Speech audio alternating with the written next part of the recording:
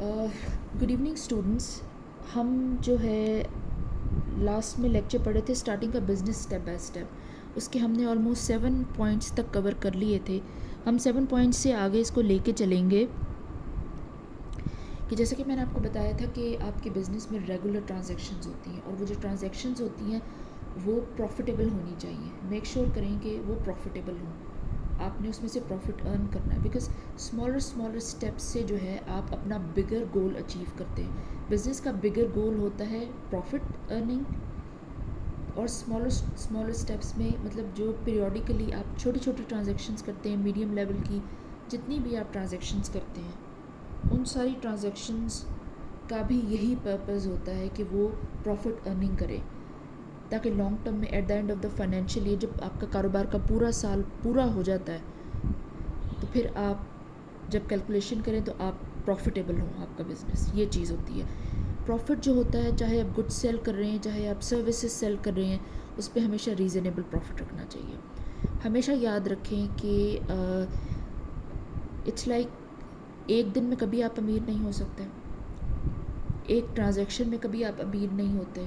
It's not like a jack کہ آپ کہیں کہ ایک ایسا آپ نے جو ہے وہ کارڈ تھرو کیا کہ جس سے آپ جو ہے وہ کروڑوں ارن کر لیں گے. نہیں، سسٹمیٹیکلی اسٹرکچرڈ طریقے سے آپ کو چلنا ہے، ریزنیبل پروفٹس رکھ کے چلنا ہے، تاکہ لوگ بار بار آپ کی سروسز سے فائدہ اٹھانے کے لیے آپ کے پاس آئیں، آپ کی گڈس بار بار پرچیز کرنے کے لیے آپ کے پاس آئیں. یہ چیز ہوتی ہے. ریزنیبل پروفٹ پہ ہمیشہ کام کرتے ہیں. Next is creation of utility. سب سے پہلی چیز یہ ہوتی ہے کہ جو آپ کا بزنس ہوتا ہے وہ کسٹمرز کے بغیر نہیں چلے گا. سروسز سیل کریں، گڈس سیل کریں، جو بھی سیل کریں، را مٹیریل خرید کے گڈس بنا کے سیل کریں، فنشڈ گڈس خرید کے ہول سیلر ریٹیل بیس کا کام کریں.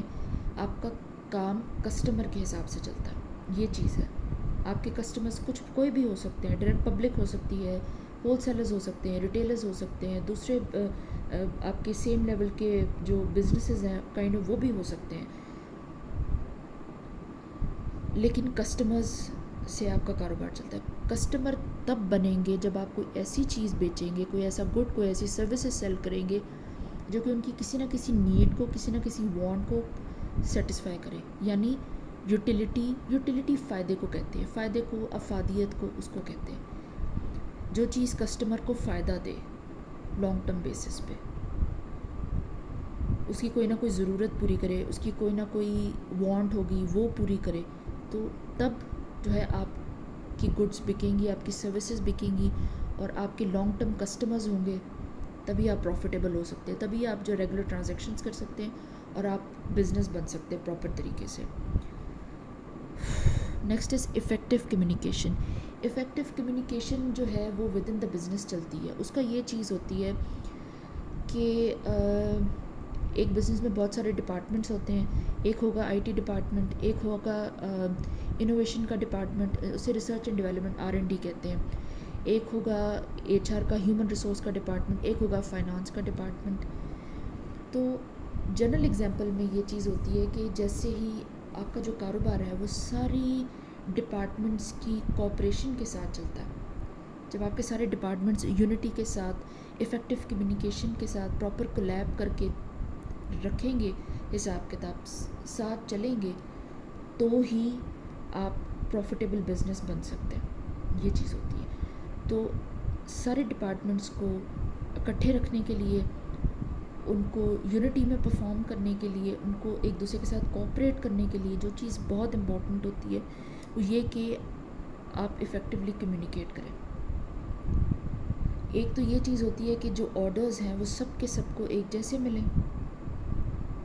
کوئی بھی قسم کا کوئی بھی ڈیٹا جو ہے وہ کسی سے ہائڈ نہ کیا جائے. کوئی بھی نیوز ہے، کوئی بھی ایشو ہے، یا کوئی بھی یو کڈ سے اسٹریٹجک پلاننگ ہے، اس میں سب لوگوں کا شامل ہونا ضروری ہے، سارے ڈپارٹمنٹس کا.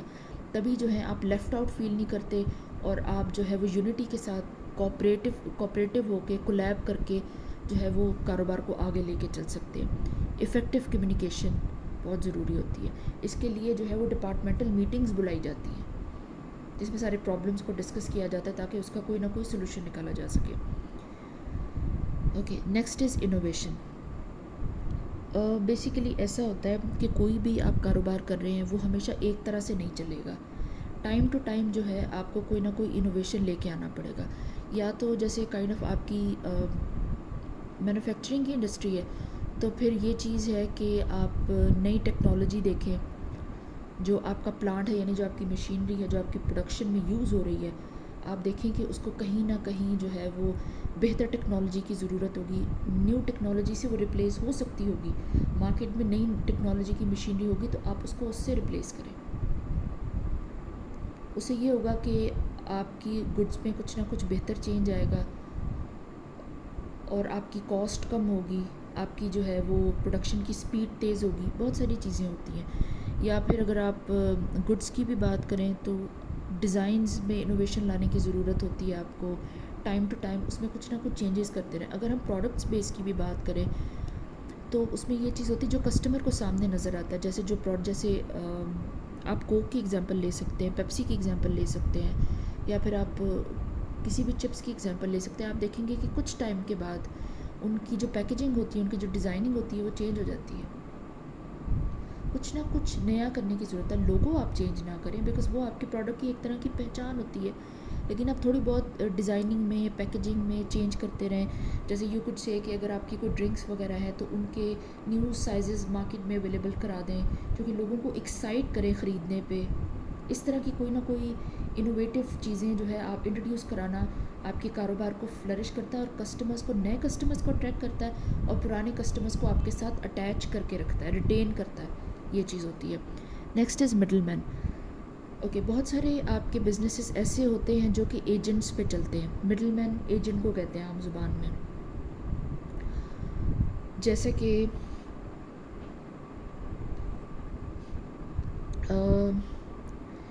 بہت سارے آپ کاروبار ایسے ہیں جنہوں نے خود ہی پروڈکشن کی ہے, اس کے بعد انہوں نے اپنے خود ہی آؤٹلیٹس بنا لی ہیں اور آؤٹلیٹس بنا کے وہ ڈائریکٹلی کنزیومرز کو سیل کرے, لیکن وہ کافی کم ہے.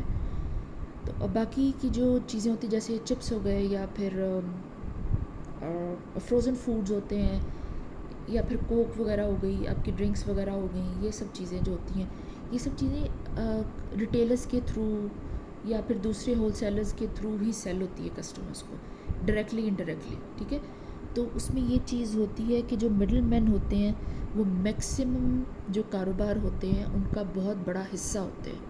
ان کے تھرو بہت سارے کاروبار فلرش کرتے ہیں, بہت ساری بزنسز کو سیل ملتی ہے, تو یہ لوگ کمیشن پہ کام کرتے ہیں. آپ نے اس چیز کو بھی کنسیڈر کرنا ہے. آپ نے یہ چیزیں دیکھنی ہے کہ میں کون سا کاروبار کر رہا ہوں, میرے کاروبار کی, میرے پروڈکٹس کی کیا نیچر ہے, تو یہ کس طرح سے زیادہ بہتر مارکیٹ میں فلرش کریں گے. مطلب اگر مجھے اپنے پروڈکٹ کو اینڈ کنزیومر تک لے کے جانا ہے تو مجھے کون کون سے جو ہے پارٹس کو دیکھنا پڑے گا کہ کس طریقے سے جو ہے ڈائریکٹلی اینڈ کنزیومر تک کس طرح جاتے ہیں کہ ٹرسٹیبل سورسز ہو جاتے ہیں, کنزیومر جو ہے ان کو خرید لیتا ہے. جیسے کہ اگر میں آپ کو بالکل بیسک سی اگزامپل دوں تو جو ہم بالکل جب ہم بڑی کسی دکان پہ جاتے ہیں, کسی بڑے ڈپارٹمنٹل سٹورز پہ جاتے ہیں, تو یہ چیز آپ نے دیکھی ہوگی کہ ان سٹورز پہ آپ جائیں گے تو آپ کو یہ چیز ٹرسٹڈ ہوتی ہے کہ یہاں پہ اچھی کوالٹی کی چیز ملتی ہے. تو اگر آپ کسی چھوٹی موٹی دکان سے پرچیز کرنے لگتے ہیں تو آپ کو ہوتا ہے آئی ڈونٹ نو کہ یہ پروڈکٹ ہمیں یہاں پہ ملے گا کہ بھی نہیں ملے گا, یا پھر ان کے جو پروڈکٹس ہیں کس طرح کی ان کی کائنڈ آف یو کڈ سے کوالٹی ہوگی نا, اس طرح سے ہوتا ہے. تو ٹرسٹڈ سورسز ہوتے ہیں, ایجنٹس بھی بہت زیادہ ٹرسٹڈ سورسز ہوتے ہیں most of the Times. The next and the last point is cultural values. جب بھی آپ کسی بھی نئے کنٹری میں جا کے پروڈکشن کرتے ہیں یا کوئی بھی چیز وہاں پہ بیچنے کی کوشش کرتے ہیں تو آپ نے یہ چیز دیکھنی ہے کہ ہم صرف ملٹی نیشنل کے طور پہ کام نہیں کریں گے. مطلب دوسری کسی کنٹری میں جا کے وہاں پہ بھی کام کرنا ملٹی نیشنل میں آ جاتا ہے, لیکن ہم نے یہ چیز بھی دیکھنی ہے کہ ہمارا پروڈکٹ یا ہماری سروس یا جو ہماری مارکیٹنگ کرنے کا طریقہ ہے یا ہمارا جو بزنس ہے ایوری تھنگ وہ ان کی کلچرل ویلیوز کے ساتھ امبیڈ ہونا چاہیے. ہم کچھ بھی اس طریقے سے کسی چیز کو مارکیٹ کرنے کی کوشش نہ کریں, کوئی ایسا پروڈکٹ وہاں پہ سیل کرنے کی کوشش نہ کریں جو ان کی کلچرل ویلیوز سے یا یو کچھ سے ریلیجیس ویلیوز کے ساتھ کلیش کرتا ہو, تو پھر ہم لوگ وہاں پہ سروائیو نہیں کر سکیں گے. اس طرح سے ہوتا. جیسے کہ اگر آپ کسی اسلامک کنٹری میں جا کے کوئی بھی فوڈ پروڈکٹ سیل کرتے ہیں اور سم تھنگ, تو آپ مینوفیکچرنگ میں یہ چیز دیکھتے ہیں کہ ہم کوئی بھی ایسی چیز اس میں نہیں ڈال سکتے، کوئی بھی ایسا انگریڈینٹ جو کہ حلال نہیں ہے، بیکاز وہ نہیں بکے گا، اور آپ کو ان کی پیکیجنگ پہ لکھنا پڑتا ہے کہ اس میں سارے انگریڈینٹس حلال ہیں، اس طرح سے. اوکے، یہ تھا ہمارا لاسٹ پوائنٹ. اس کے ساتھ ہی ہمارا لیکچر ختم ہوتا ہے. سوری تھوڑا لیکچر لمبا ہو گیا ہے، بٹ آپ اس کو دیکھیں، آپ اس کو ریوائز کریں، آپ کو اندازہ ہو جائے گا. اگر کوئی کوشچن ہو تو do ask me. Thank you so much.